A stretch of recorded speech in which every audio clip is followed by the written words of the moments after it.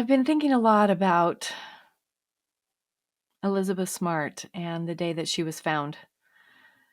Um, a little bit over 20 years ago, I was actually preparing for a speaking engagement that I had been asked to come and share my story. And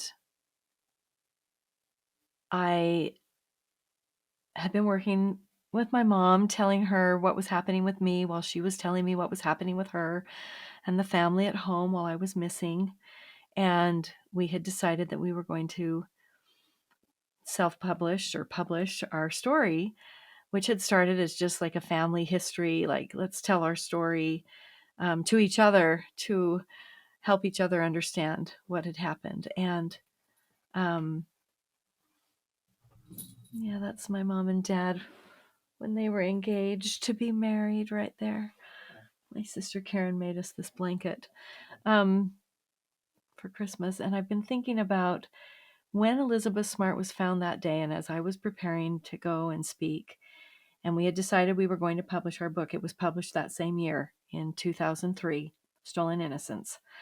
And I had the television on, and I'd been sitting at my, pod computer. It was a big teal pod thing, and, it was like an egg shape.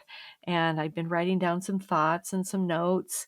And all of a sudden, the story broke that Elizabeth Smart had been found. And of course, I stopped what I was doing, and I was just glued to the TV.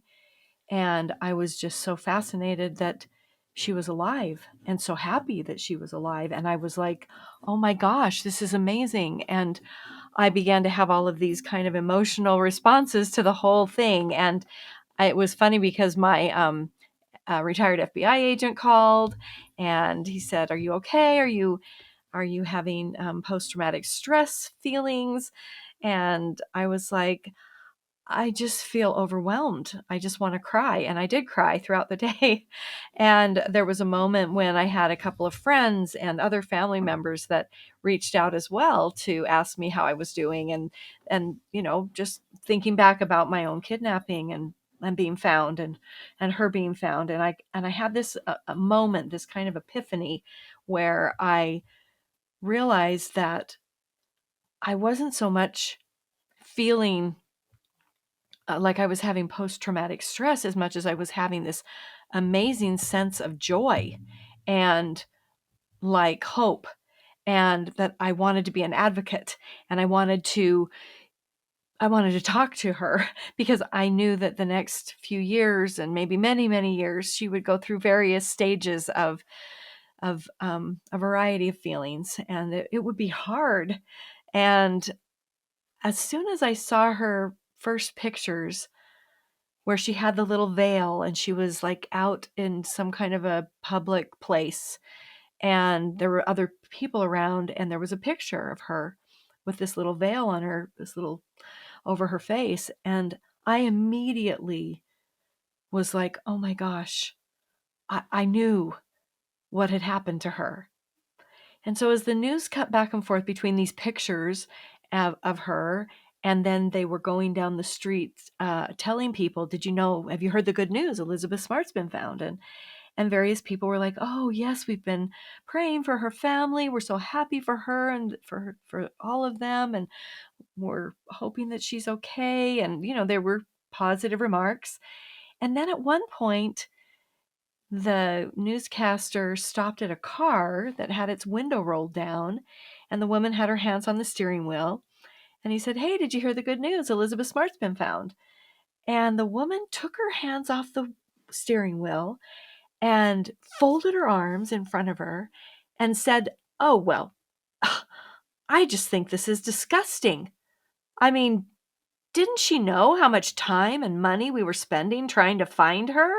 I mean, what's the matter with her? Why didn't she run in the street and start screaming? And I was so stunned at that moment. I was so taken aback.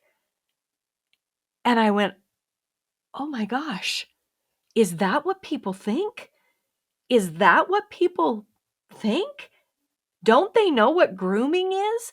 Don't they know that even if Elizabeth had been standing in a grocery store line and her mom was standing behind her, she probably wouldn't have lifted up that little veil and said, "Hey, Mom, it's me, help." And I knew why. I knew why she wouldn't run in the street and start screaming. But I, at that moment, realized that there were probably millions of people who didn't know why she didn't run in the street and start screaming. And I did. I knew why. And at that moment, that pivotal moment, I knew that I had to be an advocate and to try and share and teach others about master manipulators and how they manipulate young minds to do exactly what they're told and why they don't run in the street and start screaming. I knew that I had to educate the public in some way through telling my own story and through becoming a more languaged expert on grooming. So that's what I knew in my heart in that pivotal moment was missing from the conversation. If people understood what grooming was, they would never shut down somebody who starts to open up and talk about their sexual assault. They would never shut them down and say, "Oh, we don't talk about things like that," or, "Well, that's impossible. That's your grandfather," or, "That's your coach." They wouldn't do that. They wouldn't hesitate to file a police report. They wouldn't hesitate to remove the child from that parent who is abusing them. They would divorce them. They would move on and protect their child at all costs. And I knew why. And I know why young people, tweens, teenagers, children, and adults don't run into the street and start screaming. And that's because of grooming. So at that moment, sitting right here in this same exact room, this is my office, and I was sitting right here when the story broke on the news, and I'd been working on this speaking engagement, and I immediately went back to the computer after having fielded a few phone calls, from people about this whole thing and how I was doing, and that I was like, I'm fine. I'm emotional and I'm crying for her and for all of them, but I'm fine. I want to be an advocate, please. I said that to Pete Welsh, my FBI agent. I said, "Oh no, I'm not having PTSD. I'm wanting to be an advocate. Please help me get a letter. Please help me get a letter to her." And so I sat down at my computer and I started to write a letter. And I remember getting about halfway through the letter, and then more coverage on the news came on. And at that point, another thing was said, like, how do we,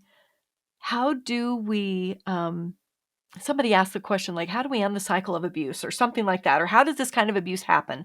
How do we identify these scary strangers and these people that are going to be doing these terrible things to our children?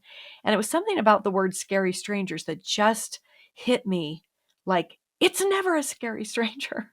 It's hardly ever a scary stranger. It's somebody that the child knows. And even though, Brian Mitchell was not known to the family like a friend, he was an acquaintance. He had done some work on their house. It's just not hardly ever a stranger, and it's not usually someone that you think is scary. So at that moment, when they said that about the scary stranger, which of course those two people did look like scary strangers for sure, but usually that's not what happens. And so I stopped writing the letter to Elizabeth at that point, and I went back and did a little search. This is back in the early days of home computers, but I found the Oprah Winfrey website. And so I went to Oprah.com and I started to write her. I started to write her a letter. I guess it wasn't the early days. My kids had computers before, you know, before maybe those years, but 2003, it was still pretty new. And I wrote a letter to Oprah Winfrey and to her, you could send a letter. And I wrote madly and furiously typing at my at my computer. My name is Jan Broberg and I have a story to tell you. And it isn't always scary strangers. And people need to understand what grooming is. And I want to tell the whole world my story. And I want to tell you my story. And I want people to listen because there's too many children that are being abused, abducted, and hurt, brainwashed, and groomed by people that they know, that they already love and trust. And I was just on fire telling Oprah this story of mine. And I wrote a few more paragraphs just summing up my story, that I was abducted twice and that I was brainwashed to believe that I had to have a child to save a dying planet. And I told her all those short little details, hoping that I would hear back and that somehow I would get to go on the Oprah show and tell my story. Well, that was the year that Oprah had announced that she was no longer going to be doing the Oprah Winfrey Show. And so I did hear back from a producer or a department that was the producing department, and had a couple of conversations and exchanges with them about my story, and that they were so interested. And have you told your story anyplace else? And I said, well, no, to small groups and to educational conferences and people like that. And we are self-publishing our book, Stolen Innocence, that my mother wrote about our harrowing story. And I went into some deep discussions about how I was brainwashed and how I was groomed before I was ever brainwashed, and how that slow burn of a very careful predator unfolded in my life and in the lives of my family members. And it was very interesting, their responses. They were ahead of their time because they had had Oprah. And they said, you have something so important to share with the rest of the world, because right now it still seems that people don't want to hear these kind of stories. The media and the news and the stories that often make it to the Oprah Winfrey Show are stories that are about strangers and scary abduction. And once in a while, we get a story, even from the mouth of our own Oprah, about her personal saga of abuse. And once in a while, we get to tell that story, but it's usually from the mouth of a celebrity or a famous politician or someone else that, has a large platform, and their story becomes widely known. And we really are sorry. We've kind of filled up our programming for the rest of the time that the Oprah Winfrey Show will be going. And so we're not going to be able to use your story, but we, from our department, just want to tell you that we've really had an amazing experience listening to your story, and that we want to encourage you to keep telling your story, and that you will be able to help people, and that has come to pass in a small way, and I hope in a bigger way as we continue to grow our online community, Thrivivors, where survivors can come together to, kind of like AA is. Same idea, where there's stepping stones to healing. There's actually steps that we can take to take charge of our own healing in letting go of our trauma and reaching for the life that we want to have. And it's not easy. There is definitely work that you have to do in order to get there. But as I'm sharing those stepping stones to healing with my online community members, and as they are sharing their stories with each other and with me, I am learning so much about how often it is a close friend or family member, and how rare it is for this kind of abuse, sexual assault, rape, and abuse of a child to have happened by the hands of a stranger. It just is hardly ever. And so understanding that 97% of the time it will be someone that is close to you or close to your children. It won't be somebody that you don't know or that they don't know. And 9 times out of 10, it is someone in your own family circle, which is terrifying because we think we already know the people that are closest to us. But that day, when Elizabeth Smart was found, became a very pivotal moment in my life and my journey. And I'm emotional about it still, right now, thinking back on the last 20 years and how that moment changed me.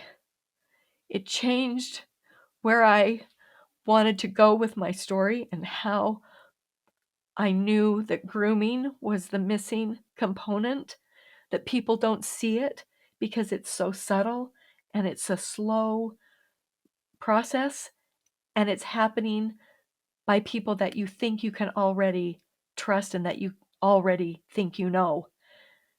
And the signs are so subtle, you just don't see them.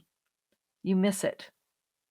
And then if your child or your teenager tries to tell you something, you immediately go to a different place, right? Because you don't want to talk about or believe or even imagine that that could be possible from someone that you already love, that you already think you know, that you already trust. Someone in your circle, someone in your congregation, someone in your school, or one of those extracurricular activities that your child participates in. You know, I've heard so many stories, and my heart goes out to Elizabeth. I did finish my letter to her, and I sent it through my FBI agent who got it, I know, to the family. And my mother ended up writing a letter to Ed Smart. And I know that he received his letter because he reached out to my mom and they actually had a few conversations.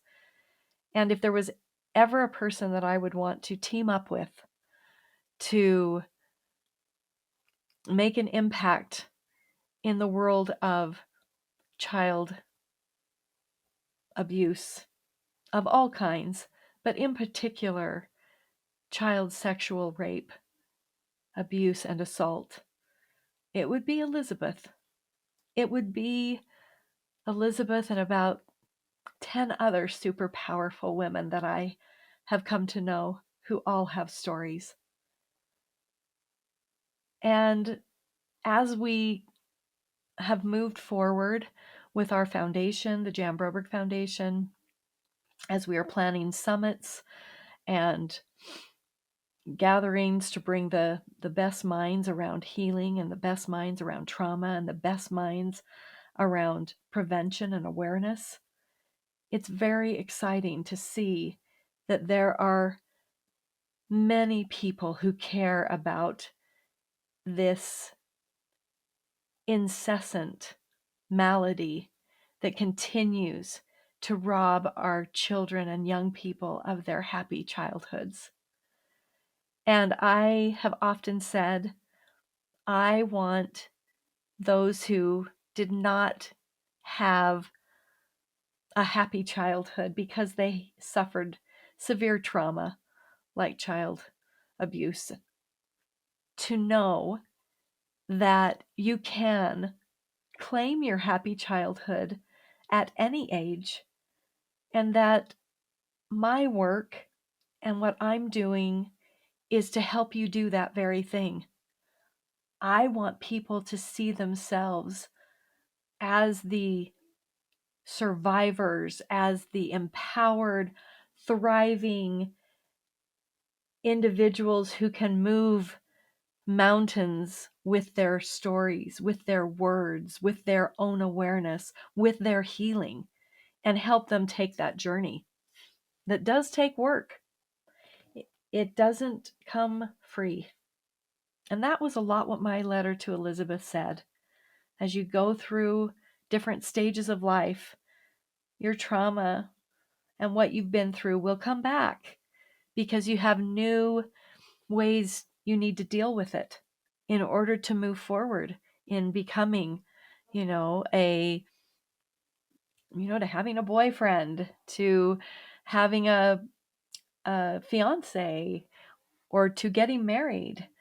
And then all of the sexual healing that has to take place in your life in order to enjoy all of those stages. And then you have a child, and now a new stage of your healing needs to come into play so that you can do the best things for your children as you want to do, but without having dealt with your trauma and without getting to that place, there's always a great possibility that you will pass on some of that trauma to your children. And I know that that's certainly been a part of my story.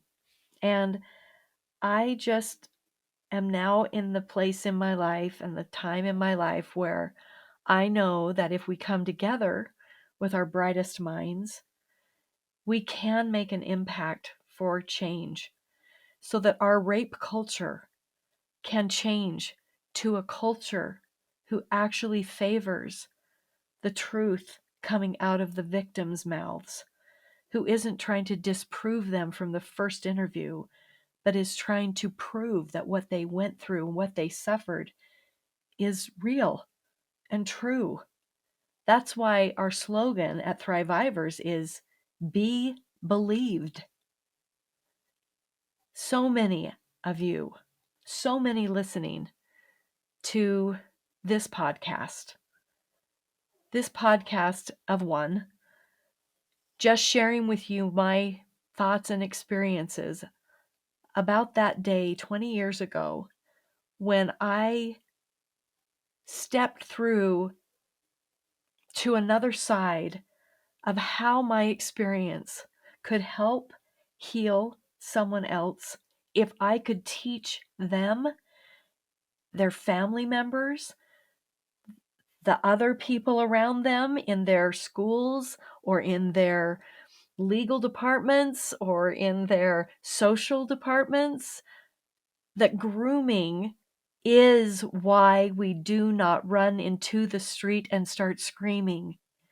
And shame is what we hold because somehow when someone robs you of your innocence as a child, somehow you immediately just think, it's all my fault. I deserved it. I did something bad. That also has been groomed into us because of our culture, because we cannot say words out loud to our children without being embarrassed about sex, about a penis, a vagina, about the things that are okay and are not okay, so that your child at age 5 knows that his or her private parts of his or her body, they know the names and they know that they are in charge. And if someone hurts them or touches them in those places, that they have someone they can tell, that they will be believed, and that something will happen.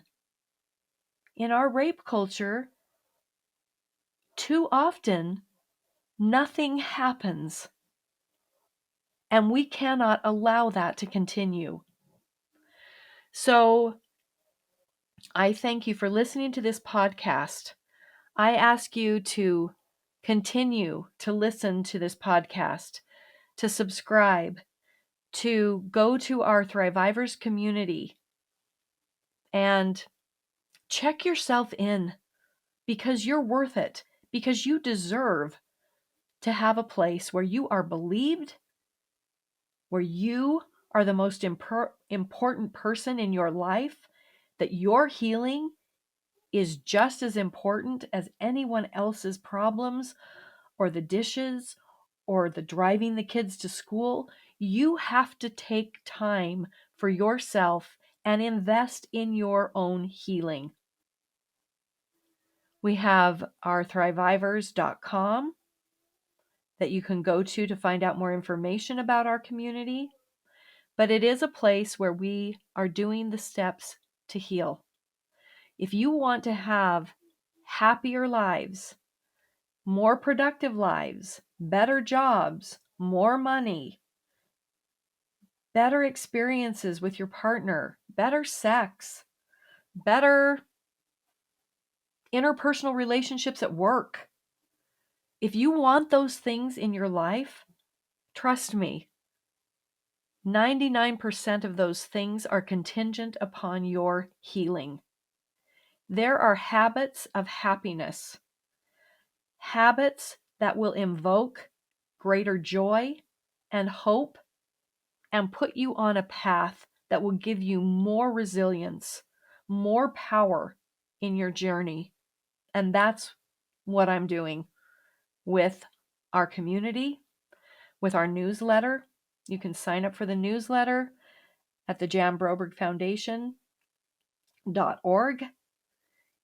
Sign up for our newsletter. We'll send you the 12 steps of our Stepping Stones healing program, one every month, with a variety of ideas on how to start to move forward on that path.